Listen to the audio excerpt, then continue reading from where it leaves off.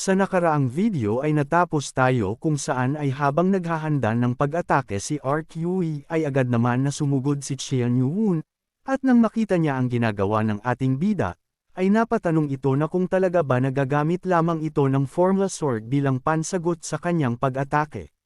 Di nagtagal at nagtama na ang pag-atake nila sa isa't isa, nang bigla naman na ikinilos ni RQE ang kanyang paa bilang pag-atake, na agad naman na nakita ni Qian Yuhun at nagawang makaiwas. Subalit nakahanda na pala ang susunod na pag-atake nito, upang mapatamaan ng sunod-sunod na pag-atake ang ating bida sa kanyang katawan. Subalit matapos na magawa iyon ni RQE, ay nagtataka siyang napapatanong na kung ano itong reflective power na mayroon ang ating bida, at matagal-tagal na din mula nang huling sumakit ang kanyang kamay ng ganito, matapos ay nagkaroon ng malakas na pagsabog sa kanilang kinaroroonan. Matapos na mawala ang makapal na alikabok sa kanilang kinaroroonan, ay agad naman na itinapon ni RQE ang kanyang sombrero upang paghahanda. Sa isip naman ni Qian Yuhun na lahat ng pag-atake na mayroon ang isang iyon ay mga pamatay, subalit ang kanyang chi ay mas malakas kumpara sa kanya, subalit nagagawa pa din ni RQE na makapagpalabas na mas madaming puwersa. Bukod doon ay nagawa din ito maging ganito kalakas kahit pa wala itong kahit na anong essence core ng mythical creature sa katawan, totoong ito ang kanyang kalaban, subalit aminado siya na sobra siyang nakakamangha. Ang pag-iisa ng 24 na paggalaw ng kanyang Heavenly Demon Sword Art, na siyang kanyang huling teknik na mula pa sa kanyang mga ninuno at nakabase sa Life and Death Realm, subalit hindi lamang iyon, dahil sa nagawa din itong mapag-isa ang kanyang mga teknik, at nagagawa din itong makapag-adjust ng nakadepende sa kanyang kagustuhan. Nang nagsalita naman si RQE at sinabi na matagal-tagal na din mula nang nagkaroon siya ng maayos na pakikipaglaban, at isang malaking insulto kung hindi niya ibibigay ang lahat ng kanyang makakaya sa labanan nilang dalawa. Dagdag pa doon ay inaamin niya na sila ay hindi pinapayagan na makarating sa kanyang lugar, subalit siya ang pinakamagaling niyang nakalaban. Sabi pa nito na halos dekada na din mula nang may kung sino ang nakagawang magamit niya ang kanyang Zenith Martial Void Fist, kaya naman ay nang matapos ay nagpalabas ito ng malakas na kapangyarihan sa kanyang kinatatayuan. Dahil doon ay kinabahan ang lahat, at nabigla sila dahil sa nakakaramdam sila ng malakas na enerhiya ngayon, at ang espasyo na nakapaligid sa kanya ay nawawasak. Nang masaya naman na nagsalita si Qian Yuhun na maging siya ay ganun na din ang gagawin, matapos ay maging siya ay nagpalabas ng malakas na kapangyarihan na bumalot sa kanyang kinaroroonan. Matapos ay may kung ano naman na lumitaw sa kanyang itaas, at naging tatlong malakas na sandata, kaya naman nang matapos ay sinabihan nito si RQE na kung ibababa nito ang kanyang depensa, ay siya na kilala bilang Diyos ng digmaan ay dito na magtatapos. Napangiti naman dito si RQE at napasabi sa kanyang isip na sa tingin niya ay mukhang hindi pa din naglalabas ng lahat ang isang iyon, matapos ay nasaksihan ng lahat ang pagsasalpukan ng kanilang malalakas na enerhiyang pumapalibot sa kani-kanilang kinatatayuan.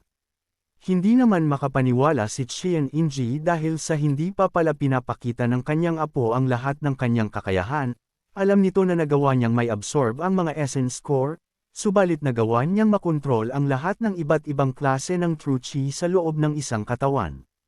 Ang Heavenly Demonic Chi ay ang sentro ng lahat, at binabalanse nito ang dalawa pang klase ng mga chi.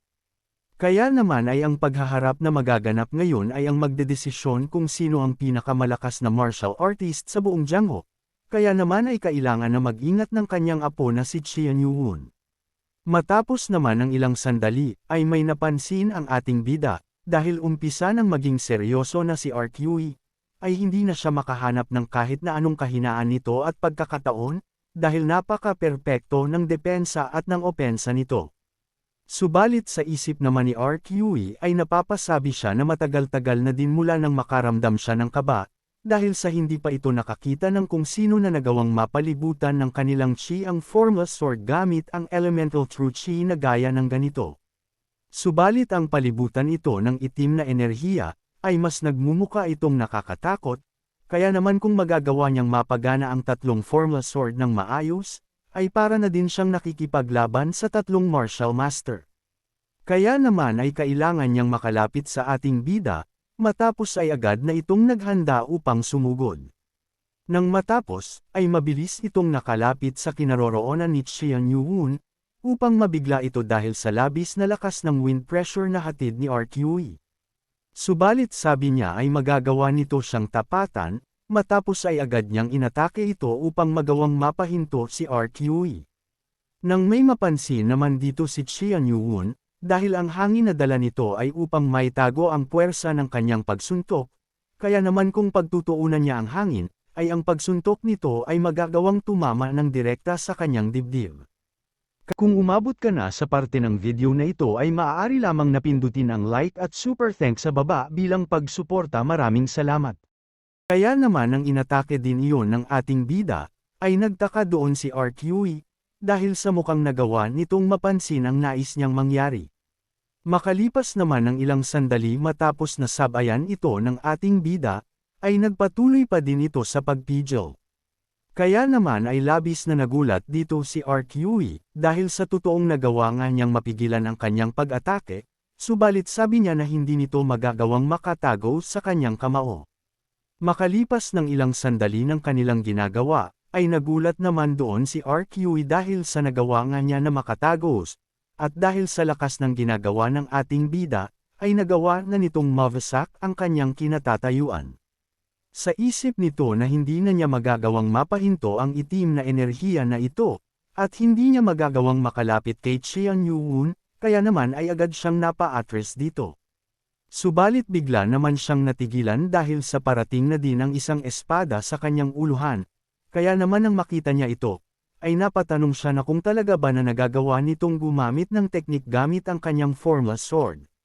Sabi pa nito na ang pag-iba ng mga dimensyon ay hindi sapat upang mapahinto siya, kaya naman ay wala na siyang iba pa na mapagpipilian. Matapos ay inilabas nito ang kanyang pinakamalakas na teknik at iyon ay ang Void Zenith Martial Void Arts, at gamit nito, ay nagawa niyang wasakin ang mga pag-atake ng espada ng ating bida, at ginawa niya iyon sa halos saan direksyon. Kaya naman nang matapos ng ilang sandali, ay nahuli nito ang espada, upang magkaroon ng malakas na pagtama ng lakas sa pagitan nilang dalawa. Nang matapos ay napa-atras dito si RQE, ganun na din si Qian Yuhun, subalit naiinis na napapaisip ang ating bida dahil sa nagawa din itong matapatan ang kanyang atake gamit ang formless fist, bukod doon ay nagawa din itong mawasak ang kanyang formless sword.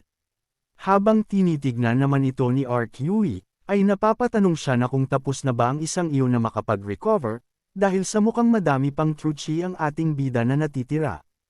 Kaya naman ay nasa hindi siya magandang sitwasyon ngayon, aminado siya na mayroon itong kakayahan na mahigitan ng kahit na gaano kakalakas na puwersa, subalit wala na siyang sapat na true chi na natitira. Sabi nito na sa tingin niya ay kailangan niyang sumugal sa ngayon, ang puwersa ng kanyang elemental formless sword ay kaparehas ng lakas ng kanyang formless fist na may purong enerhiya. Kaya naman ay habang papasugod ay napasabi siya na wawasakin muna niya ang tatlo nitong formless sword, at pagkatapos ay papastlangan nito si Qian Yuhun gamit ang kanyang ultimate move na Zenith Martial Void Fist. Sabi pa niya na kailangan niyang tiisin ang kabaliktaran ng flow ng kanyang true chi ng 3 beses, subalit kailangan na matapos ito. Subalit nang makalapit siya sa kinaroroonan ng ating bida, ay nakapansin ito ng kakaiba, dahil sa nagawa na nitong makalapit ng ganito, subalit wala pa ding ginagawang pagkilos si Qian Yuhun. Hindi nito alam ang kung ano ang pinaplano ng ating bida, subalit may sapat siyang kalamangan kapag nagawa nitong mas makalapit pa, dahil sa magagawa niyang maibitaw ang kanyang ultimate move na Zenith Martial Void Fist nang walang kahit na anong natatamong pinsala sa kanyang sarili.